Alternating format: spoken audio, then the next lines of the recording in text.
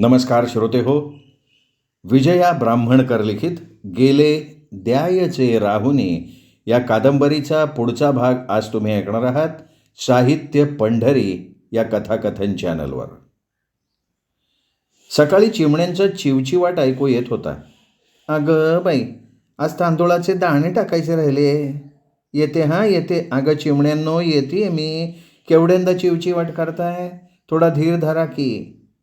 असं म्हणत मुठभर तांदूळ देवकीनं खिडकीतनं अंगणात फेकले आणि म्हणाली, अहो, चिमण्यांसाठी पाणी ठेवा की जरा. हां ठेवतो हां. असं म्हणून महेशनी चिमण्यांसाठी ठेवलेल्या भांड्यात पाणी ठेवलं. चहा पाणी आटोपलं. देवकीनं पेंटिंग करायला घेतलं. वर सावळं केशरी आकाश आणि घरट्याकडे परतणारे पक्षी. संध्याकाळची वेळ. पांदणीतून जाणारी ती बैलगाडी. कालचं अर्धवट राहिलेलं चित्र तिने पूर्ण केलं आणि एकटक आपल्या कलाकृतीकडे बघत राहिली. संध्याकाळची वेळ आहे.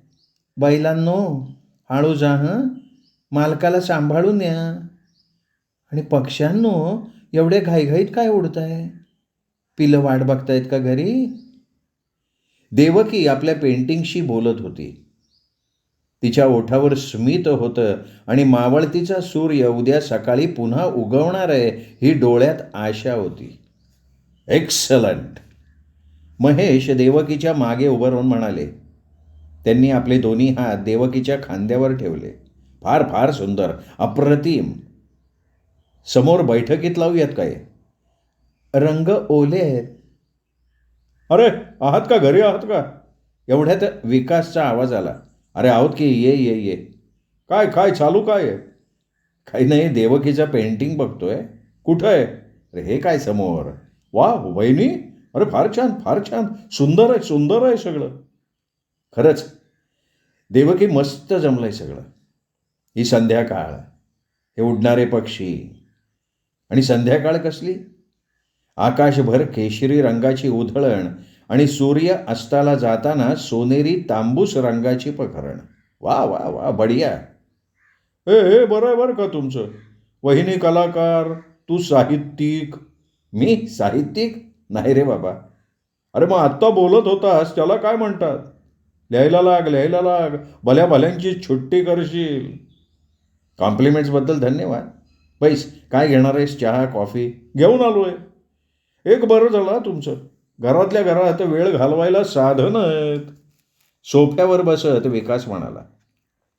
हा ना, तसे आम्हाला काही उद्योग नाही आहेत. आम्ही कामाशिवाय फारसं कुठे जात नाही.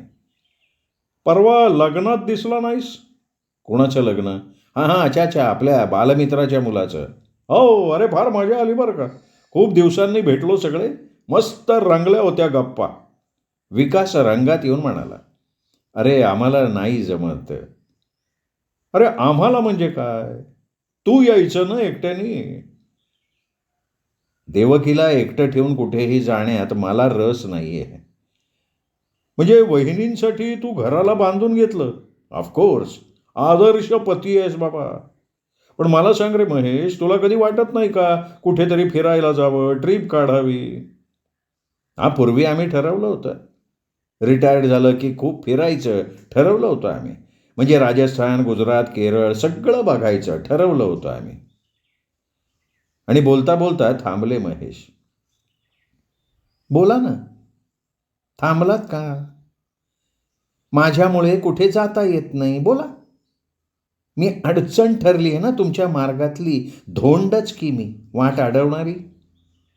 तुमच्या सगळ्या मनसुब्यांवरती पाणी फिरवलं मी. वाईट आहे मी. माझ्यामुळे तुमचं जीवन थांबलंय. एवढं बोलून देवकी रडायला लागली. देवकी, देऊ अगं असं काही नाही आहे. मी आपल्या दोघांबद्दलच बोलत होतो. आपण काय ठरवलं ते सांगत होतो. बरोबरच आहे. कधी ना कधी मनातलं ओठावर येतं. मी काही तुम्हाला अडवलेलं नाही. तुम्ही कुठेही जायला मोकळ्यात. असं म्हणून देवकी उठली, वॉकर घेऊन बेडरूममध्ये निघाली. नीरव शांतता. त्या शांततेत वॉकरचा टकटक आवाज तेवढा येत राहिला. महेश मनातनं हल्ले. कुठला विषय? कुठे गेला? आणि मुख्य म्हणजे माझी देवू हर्ट झाली. तिला मी जपतो, मनापासून सांभाळतो. मौल्यवान वस्तू सांभाळावी तसं. देवू माझ्यासाठी मौल्यवानच आहे. तिच्याशिवाय मी अपूर्ण आहे. आणि हे असं काय एकदम तोंडून निघालं? पण मला वाटलं म्हणजे जे ठरवलं होतं तेच बोललो. कुठेही जाता येत नाही ही खंत नाहीये माझ्या मनाला, अजिबात नाहीये. पण मग देवकीचा हा गैरसमज तो कसा दूर करायचा? सर्वत्र पसरलेली एक नीरव शांतता. त्या शांततेला छेदणारे महेशच्या मनातले विचार. बेडरूममध्ये देवकीच्या डोळ्यात आसू. आत्ता जरा वेळापूर्वी केवढे आनंदाचे क्षण जगले दोघंही. देवकीच्या सृजनतेला वाखाणणारे महेश. मघासचे ते क्षण ते मनात बंदिस्त करू बघत होते. आणि देवकी सुद्धा. देवकीच्या आनंदासाठी, तिच्या समाधानासाठी सतर्क राहणारे, सतत झटणारे महेश आत्ता ह्या क्षणी युद्धात हारल्यासारखे परास्त झाले होते. आणि तिकडे देवकी स्वतःला दोष देत होती. माझ्यामुळे, फक्त माझ्यामुळे महेश या घरात अडकून पडले. काय करू मी? कशाला जगतीये मी? छे, काय हे? मी फक्त माझाच विचार करतेय. महेशचा कधी विचारच केला नाही. पण महेश सुद्धा किती लपवाछपवी करतात नाही? दाखवतात एक, मनात एक. आणि काही का होईना त्यांच्या मनातलं शेवटी ओठावर आलंच. शेवटी सगळे पुरुष एकाच जातीचे. बाहेरची शांतता आणि महेशच्या देवकीच्या मनातली अस्वस्थता असह्य होऊन विकास सुद्धा अस्वस्थ झाला. आपण आलो तेव्हाचं वातावरण आणि हे आत्ताचं गरम वातावरण, बापरे. विकास पटकन उठून उभा राहिला आणि म्हणाला, येतो. महेशनी फक्त मान हलवली. महेश नेहमीसारखे सोडायला फाटकापर्यंत जायचं म्हणून उभे राहिले तर नको महेश, तू इथेच बस असं म्हणून विकास निघून गेला. विकासला चहा काय पाणी सुद्धा आपण दिलं नाही ही खंत महेशच्या मनाला लागून राहिली. त्यांचं लक्ष मग पेंटिंगकडे गेलं. किती सुंदर. पण आता बघताना त्यातलं सौंदर्य जाणवतच नव्हतं. कुठल्याही गोष्टीचा आनंद घेण्यासाठी, मग ती साहित्यकृती असो, कलाकृती असो किंवा साधं खाणं असो, मन नितळ आणि स्वच्छ असल्याशिवाय तो निखळ आनंद घेताच येत नाही. महेशनी उठून दिवे लावले. मनातला अंधार मात्र कायम होता. तिन्ही सांजेचं झोपू नये हे माहीत असूनही देवकीने अंथरुणावर अंग टाकलं. तिच्या पायाकडच्या भिंतीवर गोपाळकृष्णाचा सुंदर फोटो होता, माठातलं दही हातानं खाणारा. देवकीच्या आवडीचा तो फोटो.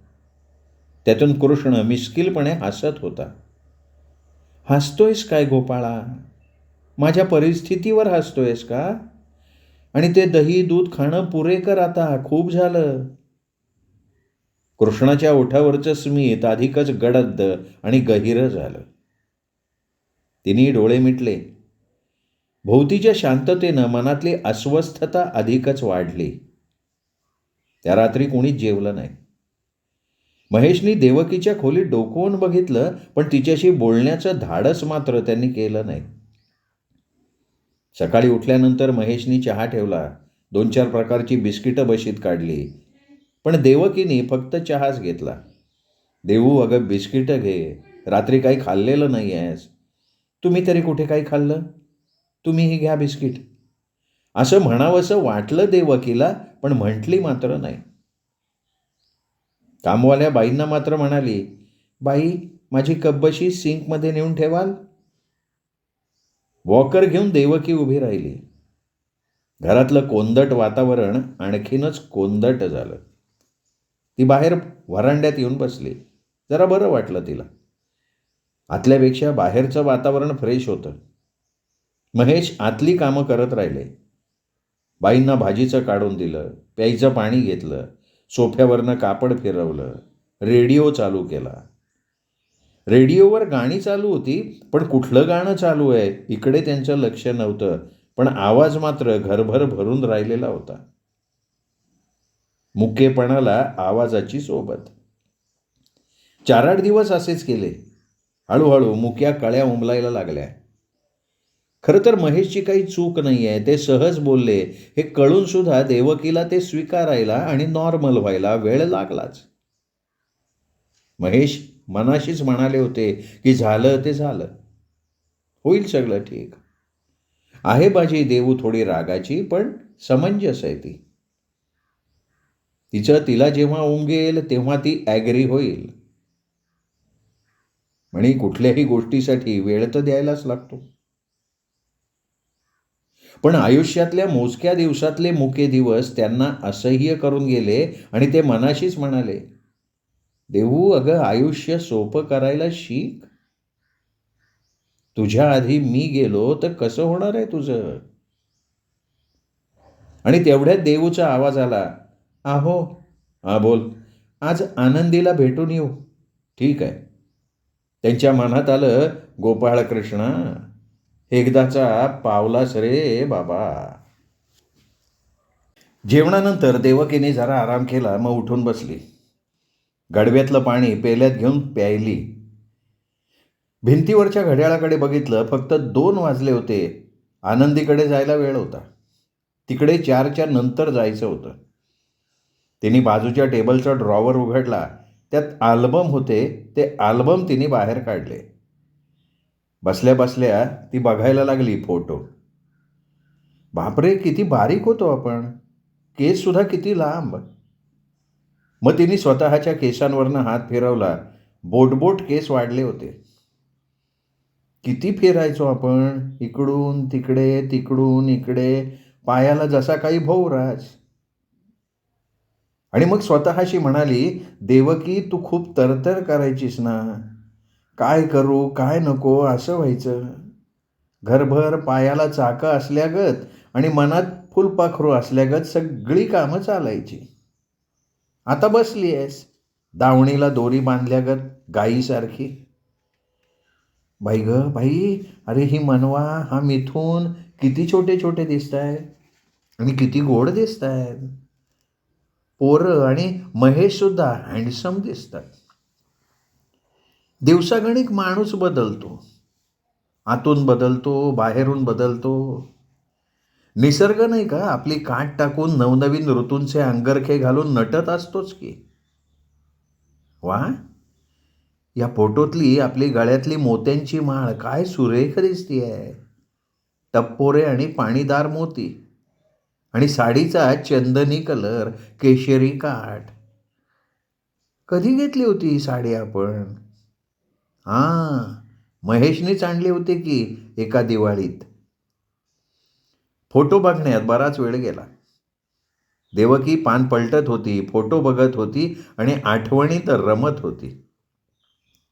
आत्ता ह्या क्षणी देवकीच्या मनात मोर नाचत होता. सुंदर मोहक पिसांचा मोर. देवू जायचंय ना? हो जाऊ की. अगं 4 वाजलेत. काय सांगताय? अहो हे फोटो बघताना वेळ कसा गेला कळलं नाही. कुठले फोटो? अहो आपले जुने. फोटोचे अल्बम बैठकीत होते. सहज ड्रॉवर उघडला तर दिसले. हो का? बरं चल आटप आता लवकर. हे काय 5 मिनिटात तयार होते. असं म्हणून देवकीने हातातला अल्बम मिटला, टेबलाच्या ड्रॉवरमध्ये ठेवून दिला. फोटो बघून देवकी खुश झाली होती. महेश स्वतःशीच म्हणाले, थँक्स महेश. फोटो बघण्यात माणूस रमतो आणि अल्बम म्हणजे तर काय खजिना. त्या दिवशी बैठकीची सफाई करताना अल्बम हाताशी लागले. ते देवकीनं खूप दिवसात बघितलेले नाही आहेत हे मला माहिती होतं. आणि अल्बम बघताना काही क्षणासाठी का होईना ती व्यक्ती तो काळ जगते. मागचे पुढचे सगळे संदर्भ डोळ्यांसमोर उभे राहतात. वेळेचा पत्ता लागत नाही. आणि तसंच झालं. देवूचे 2 तास आनंदात गेले. परत एकदा थँक्स महेश. स्वतःची पाठ थोपटता येत नाही म्हणून रे, नाही तर पाठ थोपटली असती. महेशच्या मनात विचार चालू होते. मी तयार आहे. येतेयस बाहेर का येऊ मदतीला? येतेय मी. वॉकर घेऊन देवकी बाहेर आली. मागच्या वर्षीच्या वाढदिवसाला घेतलेली जांभळी काठापदराची प्युअर सिल्क साडी ती नेसलेली होती. महेशला आठवलं, आपण साडी आणायला गेलो, जरा वेळ झाला होता घरी यायला. आल्या आल्या किती चिडली होती देवकी. कुठे गेला होता? तुम्हाला माहिती आहे ना मला बोर होतं एकटीला. तरी तुम्ही मला घरी एकटीला ठेवून जाता. पण मला कुठे घेऊन फिरणार ना तुम्ही? मी अशी लंगडी. तशी माझी कुणाला फिकीरच नाही, ना मुलांना ना तुम्हाला. अर्धा दिवस उलटला, अजून मुलांचे फोन नाही आहेत. थांबली क्षणभर देवकी. मग पुन्हा म्हणाली, कळतंय मला, सगळं लक्षात आलंय. मला डिलीटच केलंय सगळ्यांनी. अगं असं काही नाही आहे, अजून अर्धा दिवस बाकी आहे. तुम्ही तर मला काही सांगूच नका. अगं पण बोलू नका माझ्याशी. बेडवर बसलेली देवकी डोळे पुसत म्हणाली. महेश स्वतःशी हसले. बैठकीत गेले. तिथे सोफ्यावर ठेवलेलं साडीचं पॅकेट, निशिगंधाच्या फुलांचा सुंदरसा बंच, पेढ्यांचा पुडा घेतलं सगळं आणि आत आले. हॅपी बर्थडे देऊ. ओल्या डोळ्यांनी देवकीनी वर बघितलं आणि ओठ हसले. घे. तिने निशिगंधाची फुलं घेतली हातात. ती हुंगली. तो फुलांचा सुगंध डोळे मिटून उरात भरून घेतला. पॉलिथिनमधनं साडीचा बॉक्स काढला महेशने आणि म्हणाले, हेही घे. काय साडी? माझ्यासाठी? वा, किती सुंदर ना. माझा आवडता कलर. So beautiful. हातात साडीची घडी घेऊन देवकी म्हणाली, आणि फुलंही मार्वलस. थँक्स. पुड्यातून पेढा काढून त्यांनी तो तिच्या ओठांजवळ नेला. हातात साडी, फुलं, डोळ्यात न मावणारं पाणी. तिनेही पुड्यातनं एक पेढा उचलला आणि महेशला भरवला. त्यांच्या हातातला पेढा स्वतः खाल्ला. मग महेशचा हात हातात घेऊन ती हुंदके देऊ लागली. महेश उभ्यानंच तिला पोटाशी धरून थोपटत राहिले आणि डोळ्यात दाटलेलं पाणी गपचूप त्यांनी मनगटाने पुसून काढलं. मगाशी आत येण्यापूर्वी मनवा मिथुनला आईच्या वाढदिवसाची आठवण करून दिली तेव्हा दोघंही म्हणाले होते, थँक्यू बाबा, विसरलोच होतो. देवकी रडत होती. महेश थोपटत होते. बाळकृष्ण देव्हाऱ्यातनं बघत होता. आणि तेवढ्यात फोन खणखणला. देऊ, स्वतःला आवर, फोन वाजतोय तुझा, बघ. सॉरी हा. महेशकडे बघत भिजल्या आवाजात देवकी म्हणाली. डोळे पुसत तिने फोन उचलला. फोन मिथुनचा होता. हसऱ्या आवाजात देवकी बोलत होती. मुलगा बोलला, सून बोलली, बाळाबद्दलही बोलणं झालं. मग जरा वेळानं मनवाचा फोन आला. देवकीचा आनंद मग मनात मावेना. महेश आठवणीत हरवलेले. अहो अहो असे एकटे का उभे आणि कुठे बघताय? तुझ्याकडे बघतोय. छान दिसतीये हा साडी.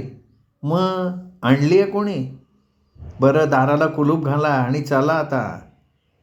वाटेत झुणझुणा घेतला वाजणारा. बिस्किटांचे पुडे घेतले. आनंदी समवेत देवकीचा वेळ छान गेला. आता ही आनंदी देवकीच्या हातात होती. खुर्चीवर आनंदीला घेऊन बसली होती ती. देवकी आनंदीकडे बघत होती. आनंदी कधी हसल्यासारखी करत होती, कधी रडल्यासारखी करत होती, कधी दूध प्यायल्यासारखे तिचे ओठ हलत होते, तर कधी ती आळोखे पिळोखे देत होती. इवल्याशा आनंदीचं ते सुरेख रूप, तिचे ते विभ्रम देवकी निहाळत होती. चालायचं ना? हो, चालूया. आणि मग तिने आत बघून आवाज दिला, काशीबाई, हिला घ्या. हिच्या दूध पाण्याकडे लक्ष द्याल हं. आणि हे तिचं खेळणं. बया मोठा साजरा आहे की झुंझुना. वाजवला ना की बघते त्याच्याकडे आनंदी. ताई तुम्ही येत जा बरं का अशाच, बरं वाटतं. आणि काशीबाई हे बिस्किटांचे पुडे मुलांसाठी. आम्ही निघू? हां या की. देवकीने आनंदीकडे पुन्हा एक वार बघितलं. इतर मुलं खेळत होती, इकडून तिकडे धावत होती. किती दुर्दैवी ना ही मुलं. ज्या वयात आईच्या कुशीत झोपायचं, हट्ट करायचे, ते हट्ट पुरवून घ्यायचे, त्या वयात त्यांना इथे बेवारसपणे जगायला लागतंय. देवकीच्या मनात विचार सुरू होते. पुन्हा तिच्या मनात आलं, मी आयुष्यात किती सुख उपभोगली. आता बरंच वय झाल्यानंतर हे दुखणं लागलंय पाठीमागे, तर मी केवढा त्रागा करतीये. नशिबाला बोल लावतीये, देवावर रुसतीये, महेश्वर रागावतीये. मग ह्या बालजीवांनी आपली तक्रार कोणाकडे करायची? कितीतरी ठिकाणी एक तरी मूल हवं म्हणून किती उपाय करतात. देवधर्म काय, उपास तापास काय, औषध पाणी, धागे दोरे, मंत्रतंत्र. आणि इथे इथे लहानपणीच मायबाप, माया, प्रेम, वात्सल्य हरवून बसलेले हे चिमुकले जीव. हे चिमुकले जीव आनंद शोधत मोठे होत आहेत. ज्यांना मुलं नाही त्यांनी आपली नजर इकडे वळवली तर किती छान होईल. मुलांना आईबाप आणि आईबापांना मुलं मिळतील आणि अशा ह्या निर्णयानं कितीतरी आयुष्य उजळून निघतील. देवू अगं कसला विचार करतेयस? नाही हो कसला नाही. चल मग. दोघेही बाहेर आले तर तिथे अर्चना दिसली. एका आजीचा हात धरून ती बाहेर लॉनकडे येत होती. अगं अर्चना तू? देवू एक मिनिट हां मी आलेच. अर्चनाने आजींना खुर्चीवर बसवलं आणि म्हणाली, आजी मी इथेच आहे हां, तुम्ही उठू नका, बसून राहा. आणि मग अर्चना देवकीजवळ आली. अरे वहिनी तुम्ही कधी आला तिथे आणि विकास कुठे आहे? मी एकटीच आली आहे भाऊजी. अर्चना? देवकी दचकली. देवकी मी तुला सांगितलं होतं ना की यापुढे मी धक्के सहन करणार नाही. बस मग त्यांनी धक्का दिला. मी पडणार एवढ्यात स्वतःला सावरलं. बॅग उचलली, आली इकडे. आता बसा म्हणावं निर्जीव भिंतींशी तंटा करत. अगं पण अर्चना बास देवकी. पुन्हा कधीतरी या विषयावर बोलू, आत्ता नाही. आत या, चहा करते. नाही नको ग घेऊनच आली आहे. देवकी इथे ना मी किचनची जबाबदारी सांभाळते. स्वयंपाकाला बाई आहे. चहा नाश्त्याची जबाबदारी मी स्वतःहून स्वीकारली आहे आणि वृद्धांना मदत करणं. म्हणजे त्यांना आतबाहेर नेणं, आणणं, फुलं तोडणं, देवांचे हार, स्वच्छता ही सगळी कामं मी बघते. अगं पण आलीच कधी? कळवावंसंही वाटलं नाही. देवकी अगं कळवण्यासारखं काही नव्हतं ना गं. देवकी गप्प राहिली, काय बोलावं कळेना. जरा वेळानं म्हणाली, विकास भाऊजी एकटेच राहिले असतील? अगं मी सुद्धा एकटीच आहे ना. पण तुझ्या भोवती तर माणसं आहेत. देवकी आपली माणसं तुटली ना की इतरांना आपलं मानावं लागतं. पण तरीसुद्धा मनातनं मी एकटी आहे. माणसं भोवती तर हवीच, पण ती मनात सुद्धा वस्तीला हवीत, तर जगणं सहज आणि सुंदर होतं. बाकी सगळं वरून सालं चिकटवल्यासारखं चिकटता चिकटत नाहीत. पण तुला घर सोडवलं? कसं सोडवेल ग, कसं सोडवेल? पण पर्याय नव्हता. अगं मग थोडंसं जमवून घ्यायचं असंच ना. पण किती आणि कसं जमवून घ्यायचं देवकी? वारंवार फाटलेल्याला शिवण घालता घालता थकले होते ग मी आणि आता तर टाके घालायला जागाच नव्हती. पण इथे यायचा निर्णय सोपा नव्हता देवकी. पण माझ्यातल्या मीला मी तिथे सोडून आले. आता मी पाटी कोरी करायचा प्रयत्न करते. कारण त्याशिवाय नवीन अक्षरं गिरवताच येणार नाहीत ना पाटीवर. देवकी अगं तुझ्या डोळ्यात पाणी? माझ्यासाठी? अगं मी तर पार कोरडी झाली आहे देवकी. असो बाय द वे, आपण उभे होत पाय दुखले असतील. बाजूच्या 2 खुर्च्या तिने उचलून आणल्या आणि म्हणाली, "बसा." देवकी महेश बसले. लॉनला लागून असलेल्या बेंचवर अर्चना बसली. मध्ये दोघींच्याही सुखदुःखाचं गाठोडं होतं. दोघी त्या गाठोडं सोडत राहिल्या आणि पुन्हा पुन्हा बांधत राहिल्या कितीतरी वेळ. श्रोते हो, तुम्ही ऐकताय विजया ब्राह्मणकर लिखित गेले द्यायचे राहुनी ही कादंबरी. हा आजचा भाग इथेच संपला. पुढचा भाग ऐकण्यासाठी उद्या भेटूयात. नमस्कार.